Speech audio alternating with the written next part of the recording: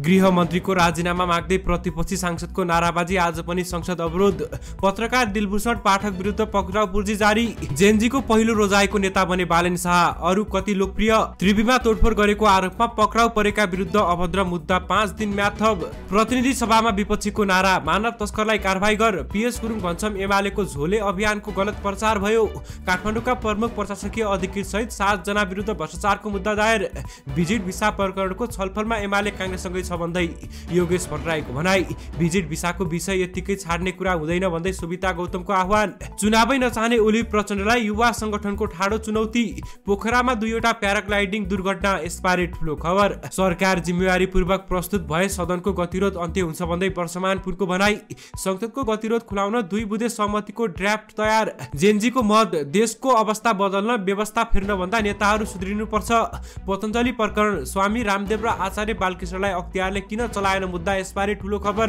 राजनीतिक नेतृत्वले काम नगर्दा बढेको असन्तुष्टिलाई आधार मानेर निरङ्कुशता पर्खाउन खोज्दैछन् भन्दै प्रचण्डको चेतावनी। अनेरा सोभी प्रकाश पौडेलले पनि प्यानल बनाउँदै। महासचिवमा आरके रोमस, कोशीबाट विद्याको सन्देश, कार्यकर्ताको गुनासो सुन्ने, विसङ्गतिहरू विरुद्ध पनि उभिने। सरकारलाई माओवादीको चुनौती, भिजिट भिसाबारे प्रतिपक्षले उठाएको इस्यु बेठिक भनेर देखाइयोस्। विपक्षीलाई एमालेको जवाब, रासपाको 5 बुँदे प्रस्तावमा छलफल नै हुँदैन। संहिता विरुद्ध भ्रष्टाचारको मुद्दा लागेसँगै सञ्चार मन्त्रालयले तोक्यो मास्कलाई निमित्त। माओवादीको रणनीति, पार्टीमा भित्रिनेहरूलाई केन्द्रीय सदस्य बनाउने प्रावधान निष्क्रिय। गृहमन्त्रीमाथि छानबिनबाटै ब्याक भएर सहमतिका लागि माओवादीको 2 बुँदे ड्राफ्ट। मन्त्री परिषदका सचिवको बयान, पतञ्जलिका पक्षमा निर्णय गर्न प्रधानमन्त्री, मन्त्री र मुख्य सचिवको आदेश थियो। माधव नेपाल विरुद्ध अख्तियार, ललिता निवासमा गरेको गल्ती, पतञ्जलिमा सुधार भएको भन्दै गोविन्दको आक्रोश। धितोपत्र बोर्डका अध्यक्ष सम्बन्धी सामग्री हटाउने आदेश, संविधानमाथि नै अतिक्रमण। संवैधानिक पदाधिकारी नियुक्ति विवादमा आज फैसला नआउने। 3 घण्टामै कोशी र बागमती प्रदेशमा भारी वर्षा। सतर्कता हुनुहोस् भन्दै मौसम विभागको सुझाव। रासपाले संसदमा राजीनामा मागेको बदलामा गृहमन्त्रीले रोकिदिए रविको कारागार सरुवा, यसबारे ठूलो खबर। बालेनको क्यान्स भर्मरबारे अख्तियारले गरिरहेको छ छानबिन। बालेन शाह चौतर्फी घेराबन्दीमा। 1300 ले बढी सुनको मूल्य, उच्च मूल्यमा चाँदीमा स्थिर। कतिमा कारोबार भइरहेको छ त, यसबारे सम्पूर्ण जानकारी पनि आजकै समाचारमा। दर्शक महानुभावहरू नमस्कार। पारस अनलाइन टिभीको न्युज बुलेटिनमा यहाँहरूलाई हार्दिक स्वागत छ। म पारस न्यौपाने। सदाझै आज पनि हामी मुख्य विशेष अपडेटहरूको साथमा उपस्थित भइसकेका छौँ। भिडियोलाई अन्तिमसम्म हेरी लाइक, कमेन्ट, शेयर अवश्य गर्नुहोला। दर्शक महानुभावहरू त्यसैगरी पलको न्युज अपडेटका लागि हाम्रो च्यानल पारस अनलाइन टिभीलाई सब्स्क्राइब गरी नजिकै रहेको बेल आइकनमा क्लिक गर्नुहोला।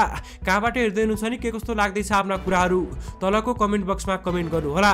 आउनुहोस् दर्शक महानुभावहरू, आजका मुख्य समाचार सुरु गरौँ। गृहमन्त्री रमेश लेखकको राजीनामा माग्दै मानव तस्कर भन्दै प्रतिपक्षले गरेको नाराबाजीको प्रसङ्गबाट।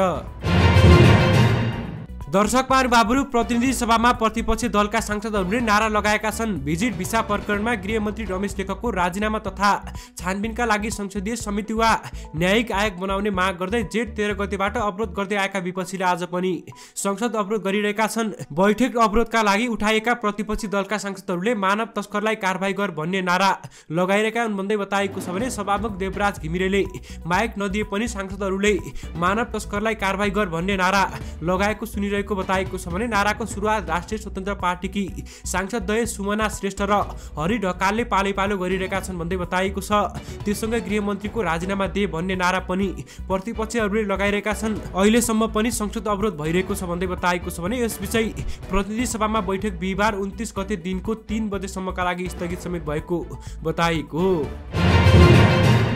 त्यसैगरी पत्रकार दिलभूषण पाठक विरुद्ध पक्राउ पूर्जी जारी भएको बताएको छ भने पाठक विरुद्ध विद्युतीय कारोबार ऐन अन्तर्गत साइबरको कसुरमा पक्राउ पूर्जी जारी भएको प्रहरी उच्च स्रोतले हामीलाई पुष्टि समेत गरेर बताइरहेको छ भने उनी विरुद्ध दिलभूषण पाठक साइबर अपराध सम्बन्धी कसुरमा पक्राउ पूर्जी जारी भएको बताइएको भने बाँकी विषय भन्ने अनुसन्धानकै क्रममा छन्। प्रहरी उच्च स्रोतले हामीलाई जानकारी दिँदै भनेको छ, पक्राउ पूर्जी जारी भएकाले प्रहरीले पुष्टि गरे पनि पाठक विरुद्ध कसले के आरोपमा उजुरी हालेको भन्ने बारे केही बताएको छैन। पाठक विरुद्ध प्रहरीको केन्द्रीय साइबर ब्युरोबाट उजुरी परेपछि ब्युरोले पक्राउ पूर्जीका लागि काठमाडौँ जिल्ला अदालतसँग अनुमति मागेको थियो भने त्यसपछि अदालतले पाठक विरुद्ध पक्राउ पूर्जी जारी गरेको भन्दै बताइएको छ। पाठकले 3 हप्ता अगाडि आफ्नो युट्युब च्यानलमा हिटलन होटलको शेयर खरिद बिक्रीसँग सम्बन्धित सामग्री पोस्ट गरेका थिए। त्यसमा पाठकले नेपाली कांग्रेसका सभापति शेरबहादुर देउबा, वर्तमान परराष्ट्र मन्त्री आर्जु राणा देउबाका छोरा जयवीर बारे चर्चा गर्दै दुबई, अस्ट्रेलिया हुँदै क्यानाडासम्म रियल इस्टेट बिजनेस फैलाएको र शङ्कर ग्रुपको मुख्य लगानी रहेको नक्साल स्थित 5 तारे होटलमा हिल्टनमा पनि जोडिएको दाबी समेत गरेका थिए भने साथै उनले जयवीरको सम्पत्तिमा पनि प्रश्न उठाएका कारण अहिले उनीमाथि पक्राउ पूर्जी जारीको हुन सक्ने अनुमान समेत गरिएको बताइएको छ। त्यसैगरी नेपालमा 13 वर्षदेखि 28 वर्ष उमेर समूहका जेनजी पुस्ताको पहिलो रोजाइका नाममा काठमाडौँ महानगरपालिकाका प्रमुख बालेन्द्र शाह बालेन रहेको पाइएको बताइएको छ भने साथै एउटा प्रदेशको प्रतिनिधित्व हुने गरी रातो पार्टीले जेनजीको पुस्ताका लागि 1900 जनासँग गरेर मत सर्वेक्षणमा बालेन पहिलो रोजाइका नेता समेत देखिएका हुन् भन्दै बताइएको छ। बालेनको लोकप्रियता 7वटै प्रदेशमा देखिएको बताइएको छ। 7वटै प्रदेशमा उनी अधिकांशले पहिलो रोजाइमा परेका छन् भन्दै बताइएको हो। सर्वेक्षणमा हामीले जेनजीको पुस्तालाई तपाईलाई मन पर्ने 3 नेपाली नेताको नाम लेख्नुहोस् भनेर सबै विकल्प खुला गरेका थियौं। त्यसमध्ये अधिकांशले 3 जनाकै नाम लेखे पनि कहिले 1 वा 2 भन्दा जना मात्र नाम पनि लेखेका छन् भन्दै बताइएको छ। कतिपयले 3वटै विकल्पमा एउटा नाम लेखेको समेत पाइएको छ भने त्यसको हकमा सम्बन्धी नेताको नाम एक पटक मात्र समेटेर बाँकी 2 विकल्पलाई रिक्त राखी गणना गरिएको बताइएको हो। सर्वेक्षणमा सहभागी अधिकांशले बालेन शाहको नाम सुरुमै उल्लेख गरेका छन् र बालेन मन पर्छ भन्ने जेनजी को पुस्ता औसतमा देशभर 74.18% रहेको सर्वेक्षणमा पाएको बताइएको छ। अरू ठुला नेताहरूलाई देशबाटै लखेड्नु पर्छ भनेर त्यहाँ समाचार तथा कमेन्टमा पनि लेखिएको बताइएको छ भने जेनजीको पहिलो रोजाइका नेता बालेन शाह बन्न पुगेको बताइएको छ भने अरू कति लोकप्रिय भनेर जनताहरूले वास्ता समेत नराखेको बताइएको हो। त्यसैगरी माओवादी राष्ट्रसभाको प्रस्तावमा सहमत नभएको दाबी विपक्षीको नाराबाजी बीच पनि संसद चलाउने चेतावनी। काठमाडौँ सत्तारूढ दल नेकपा एमालेका सचिव योगेश भट्टराईले भिजिट भिसा प्रकरणमा राष्ट्रपाले पठाएको 5 बुँदे प्रस्तावमा छलफल नै हुन नसक्ने बताएका छन्। संसद भवन बाहिर सञ्चारकर्मीसँग कुरा गर्दै उनले भोलिसम्म पनि अवरुद्ध रहे पनि आफ्नो नियमावली अनुसार संसद चल्ने बताएका छन्। उनले भने हामीले माओवादीसँग गरेको 2 बुँदे सहमतिको प्रयासमा राष्ट्रसभाको असहमति छ। राष्ट्रपाले पठाएको 5 बुँदे प्रस्तावमा छलफल नै हुँदैन, त्यसमा जान सकिँदैन। हामी माओवादीले ड्राफ्ट सहित पठाएको कुरामा सहमत छौं भन्दै योगेश भट्टराईले बताएका छन् भने संसद भट्टराईले विपक्षी दलले भोलिसम्म छलफलका लागि समय माग गरेको भएकाले 3 बजे राखेको पनि बताइएको छ भने उनले विगतमा पनि विपक्षीको नाराबाजी बीच संसद चलेको इतिहास रहेको भन्दै सभामुख निर्भर हुने बताएका छन्। त्यसैगरी काठमाडौँ महानगरपालिकाका पूर्व प्रमुख प्रशासकीय अधिकृत प्रदीप परिवार सहित 7 जना विरुद्ध भ्रष्टाचारको मुद्दा दर्ता भएको बताइएको छ। अख्तियार दुरुपयोग अनुसन्धान आयोगले सभामुख करिडोरको अन्तर्गतको ढल निर्माण कार्यको ठेक्कामा अनियमितता भएको भन्दै परिवार सहित 7 जना विरुद्ध विशेष अदालतमा मुद्दा दायर गरेको बताइएको छ भने परिवार हाल सूचना तथा प्रसारण विभागका महानिर्देशक समेत रहेका छन् भने उनीसँगै मुद्दा दायर हुनेहरूमा बालपत्र मूल्याङ्कन समितिका पदाधिकारी रविनमान श्रेष्ठ, शिवराज अधिकारी, वसन्त आचार्य, नवराज ढकाल, जनार्दन गिरी र उत्तम दाहाल रहेका छन् भन्दै बताइएको। त्यसैगरी नेकपा एमालेका उपमहासचिव पृथ्वी सुब्बा गुरुङले पार्टी अध्यक्ष तथा प्रधानमन्त्री केपी शर्मा ओलीले थालेका झोली अभियानको गलत ढङ्गले प्रचार भइरहेको बताएका छन्। मन्त्री परिषदको निर्णय सार्वजनिक गर्न आयोजित पत्रकार सम्मेलनमा बोल्ने सञ्चार मन्त्री समेत रहेका उनले आफूलाई आफूले एमालेको झोले हुन पाउँदा गर्व रहेको बताएका हुन्। एमालेको झोले हुन त म पनि तयार छु, किनकि एमालेको झोलामा राष्ट्रवादको सिद्धान्त बोकेको छ। आज जबको नाममा हामीले अगाडि बढाएको कार्यक्रम पनि त्यही झोलामा छ। अहिलेको राष्ट्रियता, कूटनीतिक, लोकतन्त्र सम्बन्धी सिद्धान्त पनि त्यही झोलामा छ। हाम्रो दर्शन, सिद्धान्त, विचार र राजनीतिक सबै बोकेर हिँड्छौँ र त्यो एमालेको झोले हुँ भनेर चिन्न चाहन्छौँ भन्दै उहाँले बताउनु भएको बताइएको। त्यसैगरी राष्ट्रिय स्वतन्त्र पार्टी राष्ट्रसभा सांसद सोभिता गौतमले भिजिट भिसा प्रकरणमा लाखौं नेपालीले दुःख पाएको बताउँदै यो मुद्दामा कुनै निचोडमा नपुगी यत्तिकै छाड्न नहुने बताएकी छिन्। बिहिबार संसद भवन परिसरमा सञ्चारकर्मीसँग कुराकानी गर्ने क्रममा सांसद गौतमले धेरै नेपालीहरूले आफूलाई सो प्रकरणमा जोडिएर गुनासो गरेको भन्दै राजनीतिक दलहरू बीच राष्ट्रिय सहमतिको खाँचो रहेको बताएकी छन्। राष्ट्रपाले सदन अवरुद्ध गरेकी होइन, राष्ट्रपाले जनमतको मुद्दा समाधान गर्न बाटो खोजेको भनिरहेकी छौं। सहमत गरौं उनले भनिन्। यो मुद्दाको हकमा राष्ट्रिय सहमति गरौं, समाधानतर्फ जानुपर्छ। यस्तो अवस्थामा सदन सहजै चलाएर भिजिट भिसा प्रकरणलाई छाट्ने हो भने मुद्दाको कुनै अर्थ नहुने उनको भनाइ समेत रहेको छ भन्दै बताइएको छ।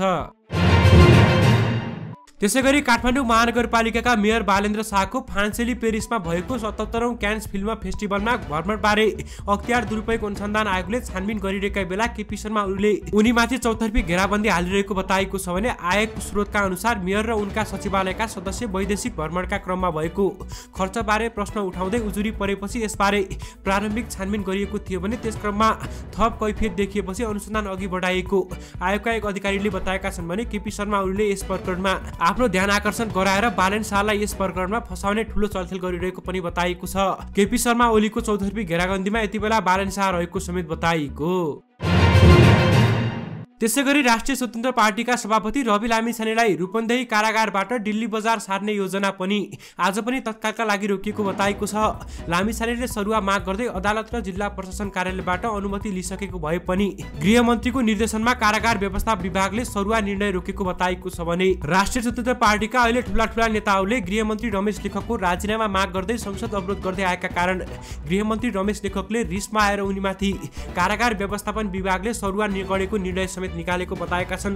रूपन्देही अदालतमा खोजेको बखत उपस्थिति गराउने शर्तमा दिल्ली बजार सरुवा गर्न अघिल्लो साता नै अनुमति दिएको थियो भने यो साता पनि बदर तथा अनुमति अस्वीकार गरेको गृहमन्त्री रमेश लेखकको सचिवालयले समेत हामीलाई जानकारी दिएको छ भने अदालतको अनुमतिपछि लामिछानेको तर्फबाट जिल्ला प्रशासन कार्यालय रूपन्देहीमा अनुमति मागेका कारण पनि अहिले रमेश लेखकले उनीमाथि प्रहार गरेर त्यही नै राखिदिन पनि आग्रह गरेको बताइरहेका छन्। त्यसैगरी नेकपा माओवादी केन्द्रका अध्यक्ष पुष्पकमल दाहाल प्रचण्डले राजनीतिक नेतृत्वले जनता केन्द्रित प्रभावित काम गर्न नसक्दा असन्तुष्ट बढेको बताएका छन्। मुस्ताङ जाने क्रममा म्याग्दीको अन्नपूर्ण गाउँपालिका स्थित भुरुङ तातोपानी रूपसे झरना र अधगल्छीको अवलोकनपछि जनप्रतिनिधि र स्थानीयसँग अन्तर्क्रिया देशका विभिन्न ठाउँमा पुग्दा जनताले सुशासन समृद्धि र राजनीतिक स्थायित्व चाहेको पनि बताएका छन्। उनले सबैको सहकार्य र समन्वयमा अहिलेको व्यवस्थालाई सुधार गरेर लैजानुपर्ने धारणा समेत राखेको बताएका छन्। उनले भने राजनीतिक नेतृत्वले जनता केन्द्रित प्रभावित गर्ने काम गर्न नसक्दा जनतामा केही हदसम्म असन्तुष्टि बढ्ने गरेको बताइएको छ।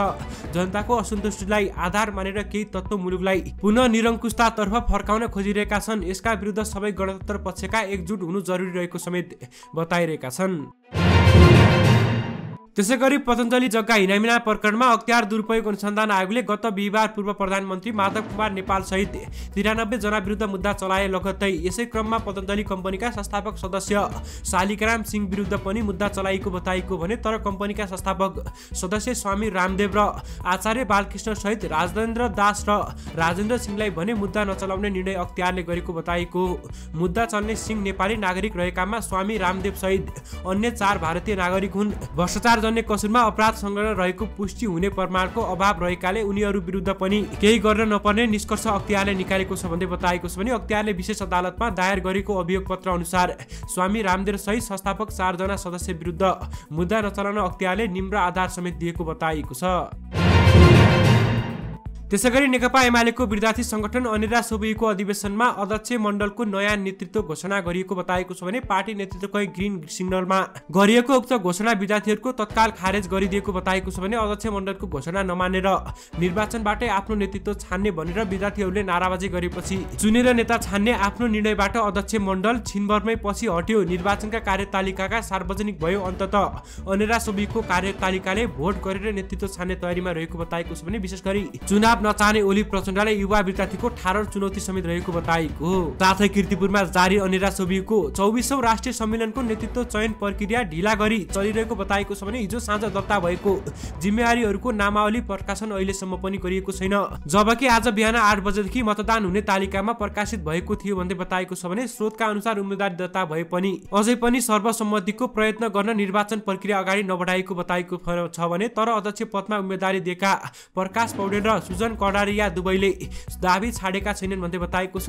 अध्यक्ष मण्डलकै तर्फबाट कडारियाको नेतृत्वमा हिजो साँझ केही पदाधिकारीहरू प्रस्ताव राखेको छ भने विशेष गरी अहिले अनिरा सोभिमा प्रकाश पौडेलले पनि प्यानल बनाउँदैछन् भन्दै बताएको छ। महासचिवमा आरके रोशम समेत प्रवेश भएको बताएको हो। त्यसैगरी ल्यान्डिङ गर्ने क्रममा बुधबार पोखरामा दुईवटा प्याराग्लाइडिङ दुर्घटनामा परेका छन्। पोखरा महानगरपालिका 18 ताने पोखरीबाट उडेको दुईवटा प्याराग्लाइडिङ ल्यान्डिङ गर्ने क्रममा अनियन्त्रित भई फेवा तालमा बीचमा खसेको बताएको छ भने सो दुर्घटनामा भए लगत्तै सशस्त्र प्रहरी बल नेपाल 24 कालिका गण कास्कीबाट फेवा रेस्क्यु टावरमा खटिएको सुरक्षा फौजले 4 जनालाई दिउँसो करिब 3 बजे सकुशल उद्धार गरेको बताएको छ भने उद्धार गरिरहेकाहरूमा भारतको बनारस घर बताउने 41 वर्षीय अकेलस यादव र 35 वर्षीय चन्दन कुमार पटेल तथा अग्नि प्याराग्लाइडिङका पाइलट 23 वर्षीय मिलन शाह र ह्याप्पी फाइल प्याराग्लाइडिङका पाइलट 18 वर्षीय विश्वास अधिकारी रहेको सशस्त्र प्रहरीले हामीलाई जानकारी समेत दिएको बताएको। त्यसैगरी जल तथा मौसम विज्ञान पूर्वानुमान महाशाखाले बितेको घण्टाभित्र कोशी र बागमती प्रदेशका केही स्थानमा मध्यम तथा 1-2 ठाउँमा भारी वर्षा समेत भएकाले सतर्कता रहन सुझाव समेत दिएको बताएको छ। वर्षा गराउने प्रणाली दक्षिण पश्चिम तर्फ रहेकाले ती प्रदेशमा आसपासमा मेघगर्जन चट्याङ सहित वर्षा हुने सम्भावना रहेको जानकारी विभागले दिएको समेत बताएको छ भने मौसम विभागले साँझ 6:30 बजेतिर चेतावनी जारी गर्दै भनेको छ विगत 3 घण्टामा कोशी प्रदेश र बागमती प्रदेशका केही स्थानमा हल्कादेखि मध्यम वर्षा र 1-2 स्थानहरूमा भारी वर्षाको मापन भएको बताएको छ भने यो वर्षा गराउने प्रणाली दक्षिण पश्चिम तर्फ गर्दै गइरहेकाले आसपासका क्षेत्रमा समेत मेघगर्जन चट्याङ सहित वर्षाको सम्भावना रहेको छ।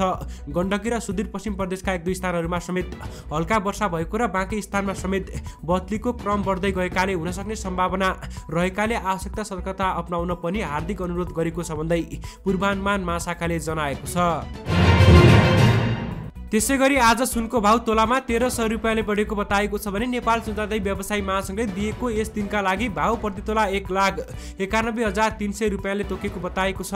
अघिल्लो दिन प्रति तोला 1,90,000 रुपियाँमा रहेको थियो भने अघिल्लो दिनसम्म घटेको सुन फेरि उकालो लाग्ने संकेत देखिएको बताएको छ। अर्कोतर्फ हालसम्मकै उच्च मूल्यमा रेकर्ड बनाएको चाँदीको सोही मूल्यमा कायम भएको बताएको छ भने आज पनि चाँदी प्रति तोला 2,165 रुपियाँमा कायम भएको बताएको छ।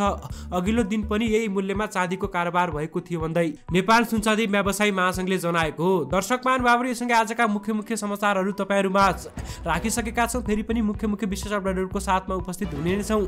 अहिलेलाई भने तपाईहरु माझबाट बिदा हुन चाहन्छौ। हस्त धन्यवाद, नमस्कार।